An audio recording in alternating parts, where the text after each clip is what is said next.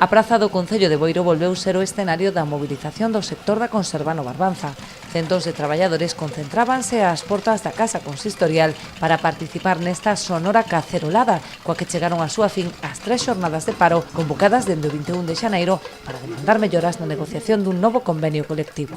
Secundamos este paro para tener un convenio xusto, un salario digno, para que non poñan o cuarto turno e máis tamén para as categorías, para que tanto a muller como o home cobren o mesmo salario. Por unha boa subida de salario, un salario digno, para que as mulleres e os homes teñamos o mesmo salario, para que non haxa un cuarto turno, para que seamos unhas traballadoras cun bo sueldo, un sueldo digno. A pesar dos pequenos avances conseguidos nos últimos días, as negociacións volveron estancarse ou non conseguir chegar a acordo patronal e sindicatos. Había aí como unha unión entre os 3 sindicatos e máis a patronal, pero, bueno, a patronal non quer ceder o que nos queremos.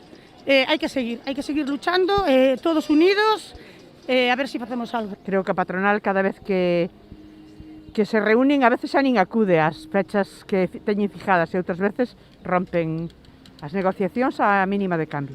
Así as cousas, os traballadores están dispostos a seguir a dar a batalla para conseguir un convenio xusto que promova a igualdade salarial e a garantía do seu poder adquisitivo.